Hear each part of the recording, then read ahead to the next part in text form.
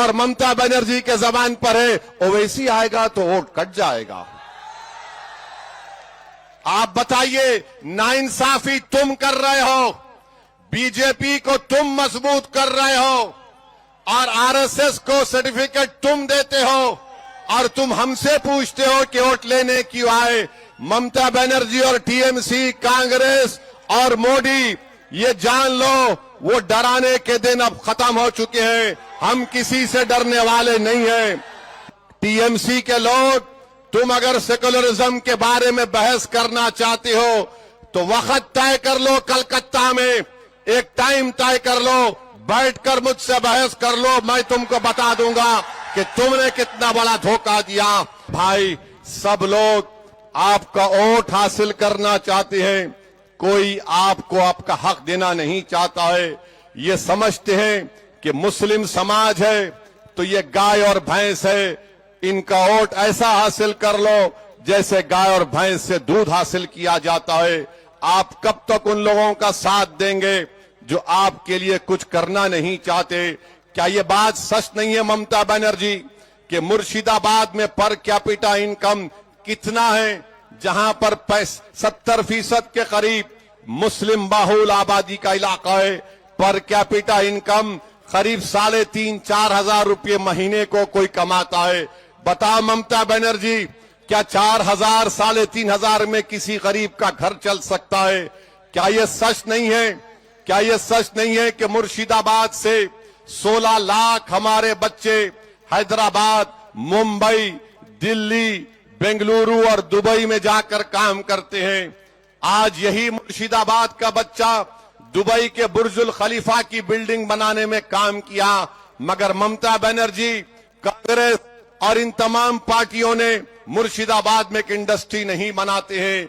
आज मुर्शिदाबाद की हमारी बहनें क्या करती हैं? यहां पर 1000 बीड़ी अगर दिन में बनाती हैं तो 195 रुपये उनको मिलते हैं। 195 रुपये मिलते हैं उनको 1000 बीड़ी बनाने के लिए। अरे ममता बनर्जी, जब तुम दोबारा यहां पर आओगी मुर्शिदाबाद में तो उन बहनों की उंगलियां उठाकर देख लो, उनकी उंगलियां गल चुकी है बीड़ियां बना बनाकर। आज ओवैसी उन बहनों से कह रहा है कि आपने बरसों उन लोगों का साथ दिया जिन्होंने आपको धोखा दिया। आज अगर बीजेपी बंगाल में स्ट्रांग बनती जा रही है तो उसकी जिम्मेदार ममता बनर्जी है, क्योंकि ममता बनर्जी ने 1998 में दमदम पार्लियामेंट कॉन्स्टिट्यूंसी से बीजेपी का पहला एमपी कामयाब करवाया। टीएमसी के लोग, तुम अगर सेकुलरिज्म के बारे में बहस करना चाहते हो तो वक्त तय कर लो, कलकत्ता में एक टाइम तय कर लो, बैठकर मुझसे बहस कर लो, मैं तुमको बता दूंगा कि तुमने कितना बड़ा धोखा दिया। मेरे भाई, मेरे बुजुर्गों, आज मंजलिस आपसे वादा कर रही है कि रघुनाथगंज से आप इमरान सोलंकी को पतंग के निशान पर बटन दबाइए। इंशाअल्लाह ताला जो हमारी मां और बहनें बीड़ी बनाती हैं, मिनिमम वेतन उनके ऊपर लागू किया जाएगा। 1000 बीड़ी पर 195 रुपये मिलना, ये कौन सी इंसाफ की बात है? मंजलिस इसको खत्म करेगी। और यहां पर हमारे जो इमरान सोलंकी के खिलाफ टीएमसी के उम्मीदवार हैं अख्तरुज्जमा साहब, अख्तरुज्जमा साहब, ये तो बता दो, पिछले साल 5 लाख ओबीसी का सर्टिफिकेट को कलकत्ता हाई कोर्ट ने कैंसल कर दिया।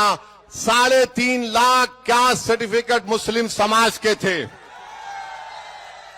बताओ, हमारे बच्चों को स्कूल और एजुकेशन में, यूनिवर्सिटी में एडमिशन नहीं मिलेगा, गवर्नमेंट में नौकरी नहीं मिलेगी क्योंकि कास्ट सर्टिफिकेट हाई कोर्ट ने कैंसल कर दिया और ममता बनर्जी के जबान पर है ओवैसी आएगा तो वोट कट जाएगा। आप बताइए, नाइंसाफी तुम कर रहे हो, बीजेपी को तुम मजबूत कर रहे हो और आरएसएस को सर्टिफिकेट तुम देते हो और तुम हमसे पूछते हो कि वोट लेने क्यों आए। ममता बनर्जी और टीएमसी, कांग्रेस और मोदी, ये जान लो वो डराने के दिन अब खत्म हो चुके हैं। हम किसी से डरने वाले नहीं हैं। मजलिस बंगाल में कमजोर और मजलूम समाज को उनकी लीडरशिप बनाकर ही दम लेगी इंशाअल्लाह ताला।